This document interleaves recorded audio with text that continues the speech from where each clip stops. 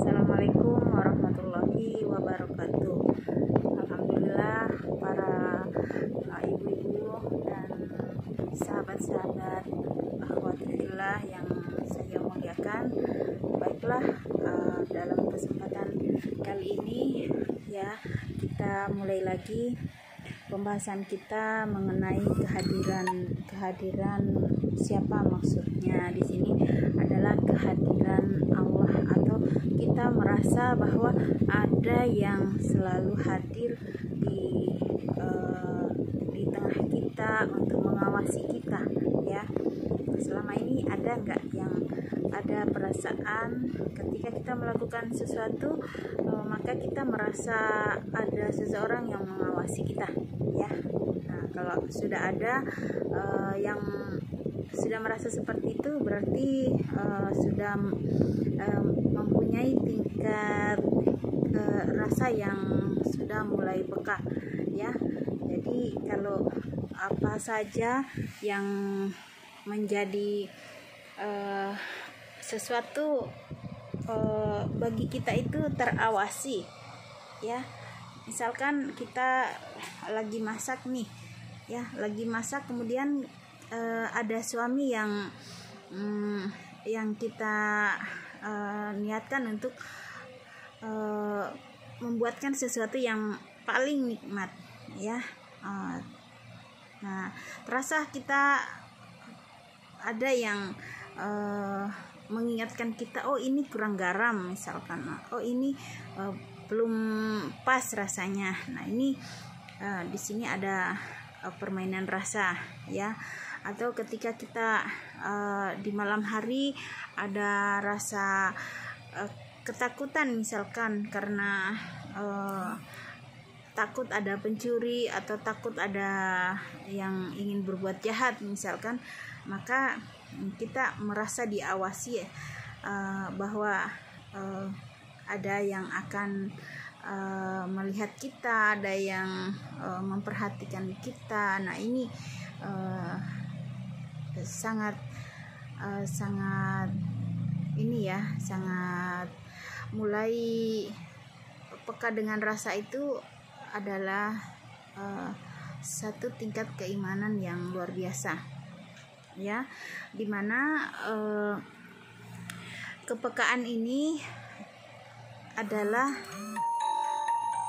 termasuk bagaimana kita merasa segala amal ibadah kita itu dilindungi oleh Allah ya, atau segala amal ibadah kita itu merasa dilihat dan diperhatikan oleh Allah ya. Jadi bahasanya cari muka gitu. Kita melakukan sesuatu karena ingin disayang Allah, atau kita ingin melakukan sesuatu karena dilihat Allah, takut salah gitu ya, jangan kita melakukan ya. Jadi kita kembali dengan teori kehadiran Allah ya. Jadi kehadiran ini sangat perlu ya, karena kehadiran ini adalah jalan untuk membawa kita menjadi perjalanan spiritual kita kepada Allah ya.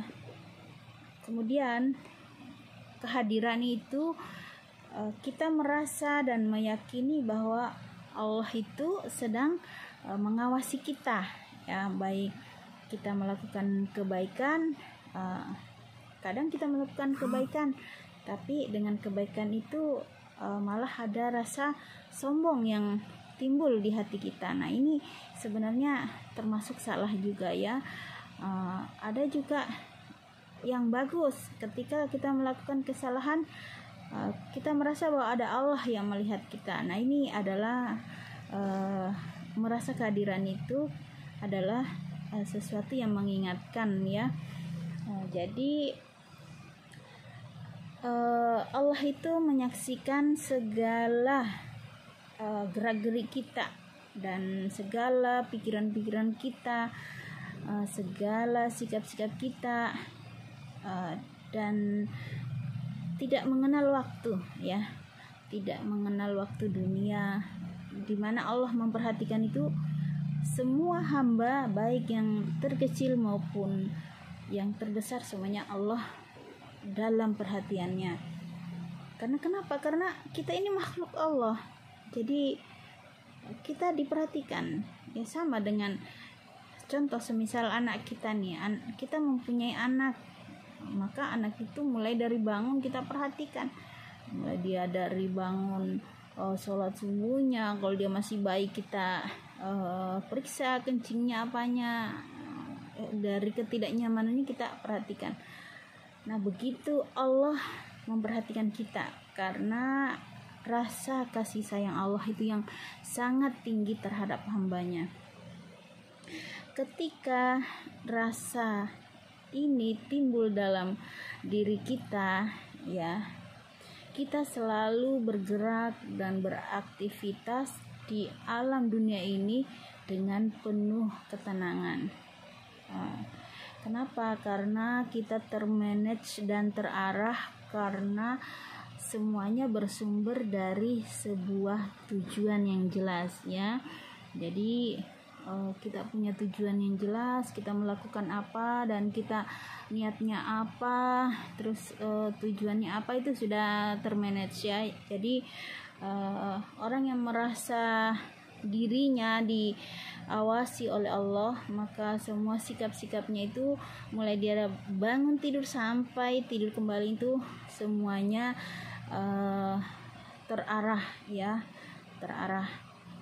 Kemudian kita yang sudah memiliki keyakinan tersebut selalu merasa yakin bahwa semesta alam ini adalah mazhar rububiyah, ya. Jadi cerminan dari keberadaan Allah, sehingga kemana saja kita pergi, kemana saja kita berada, ya, di mana saja kita berada, selalu merasa Dia itu ada di dekat kita, ya, dan selalu kita merasa ingin menghadap kepada Dia, ya.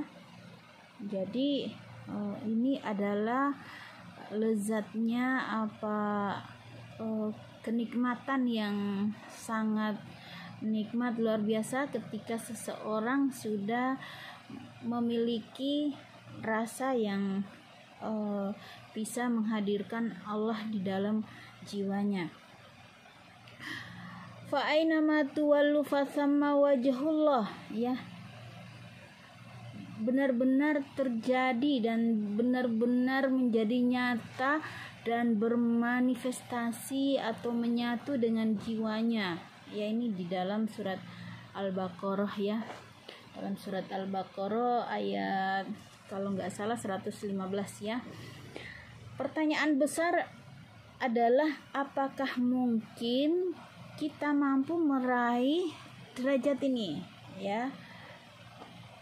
Jadi seseorang yang mampu meraih derajat ini bukan orang sembarang, ya. Bukan orang yang ingin sengaja saja merasa dirinya diperhatikan Allah. Ini tidak langsung begitu saja, karena derajat ini melalui proses, ya, melalui satu perjalanan di mana seseorang itu diberikan ujian dulu, diberikan hatinya di lap dulu, ya, dengan kebaikan-kebaikan. Kemudian Allah turunkan ujian-ujian yang di situ seseorang itu bisa naik kelas enggak, ya. Kalau enggak bisa, ya terpaksa tetap dulu, ya. Jadi ibaratnya kalau kelas 2 SD kalau belum bisa baca itu di stop dulu, ya. Di stop kenapa? Karena kalau dia naik ke kelas 3, ya, itu akan merepotkan gurunya dan kasihan kepada anaknya. Ketika semua orang bisa, teman-temannya bisa membaca dan dirinya belum bisa membaca, maka bisa menjadi ujian mental juga buat si murid ini. Begitupun Allah jika ingin menaikkan derajat hambanya, maka Allah memenuhkan dengan ujian-ujian, ya. Ketika hamba itu sudah merasa bisa melewati, bisa fokus untuk menerima, ikhlas, sabar, baru naik dia di derajat yang paling tinggi, ya. Terus kalau iya bagaimana, ya? Bagaimana mendapatkan derajat kehadiran Allah seperti ini, ya? Bagaimana coba? Hal-hal apa saja yang kita lakukan ketika kita ingin mau atau kita mampu menyaksikan kehadiran Allah dalam setiap denyut kehidupan kita, ya, di alam ini. Apa yang kita lakukan, ya? Maka dari itu ini adalah sebuah PR, ya. Jadi ini adalah tanda tanya buat kita semua, bagaimana cara menghadirkan Allah di dalam diri kita, di dalam hati kita, di dalam segala aktivitas kita, ya, sehingga Allah itu walaupun, ya, enggak kita ingat, enggak kita minta juga, dia selalu ada, dia selalu hadir, dia selalu mengarahkan kita. Oh ini salah, ya ibaratnya ada teman yang mengingatkan kita kalau kita berbuat salah. Kalau dia teman baik, kita diingatkan, itu adalah perbuatan salah. Kalau misalkan ada sesuatu yang harus dikerjakan baik, kerjakanlah, itu sangat baik gitu. Jadi ini adalah tanda tanya dan pertanyaan buat kita semua, ya. Karena saya cukupkan untuk kesempatan kali ini, nanti kita bahas di lain waktu, dan semoga apa yang saya sampaikan bermanfaat, dan mudah-mudahan ini adalah jalan atau proses untuk menghadirkan Allah di hati kita.